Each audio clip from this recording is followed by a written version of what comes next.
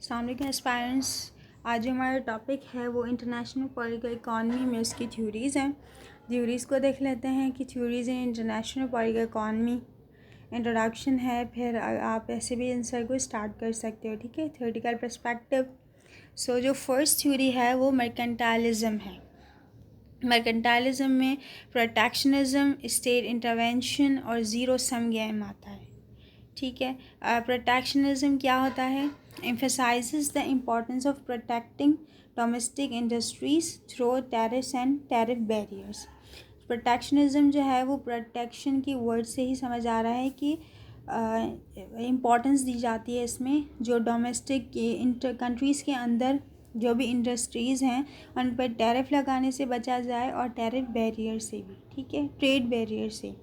State intervention से भी समझ में आ रहा है कि मतलब कि स्टेट के अंदर कोई इंटरवेंट ना करे। Advocates for strong state involvement in the economy to accumulate wealth and power, कि कंट्रीज़ के बाद अपना ही पावर हो। ठीक है, ज़ीरो सम गेम जो है वो एक टर्म है जो समझते हैं अभी।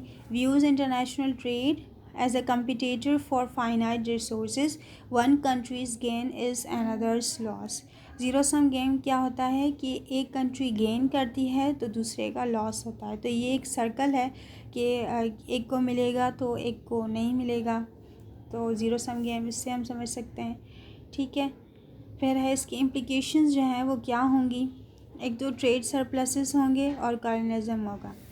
ट्रेड सरप्लस जो है वो फोकस करता है एक्सपोर्ट मोर देन इम्पोर्ट पे, और कॉलोनिज्म जो है वो acquisition of colonies for resources and markets, मतलब कि रिसोर्सेज और मार्केट्स पे जो हो वो कॉलोनीज़ काम करें। ठीक है, सेकंड जो है हमारा इकॉनमी है, इसमें थ्योरीज़ में economic liberalisation, liberalism.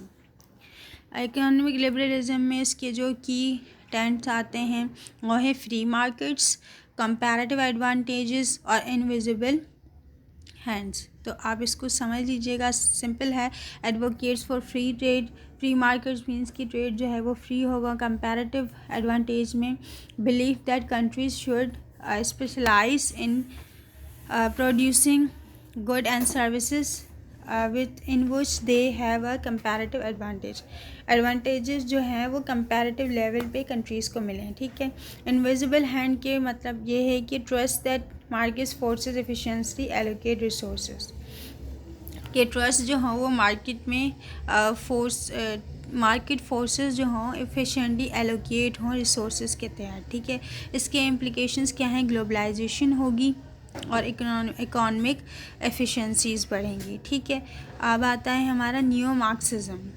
New Marxism जो है वो क्लास स्ट्रगल को कहते हैं।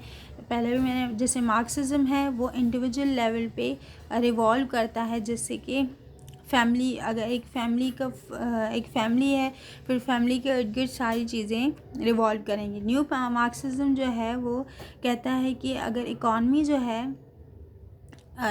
जो है वो मोर इम्पॉर्टेंट है, जिसके थ्रू लाइफ के सारे सर्कल्स या सारी चीज़ें या स्टेट्स सारे वो उसके गिर्द रिवॉल्व करते हैं।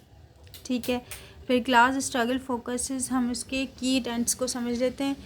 Class struggle focuses on the inherent conflict between social classes, particularly between capitalist and workers.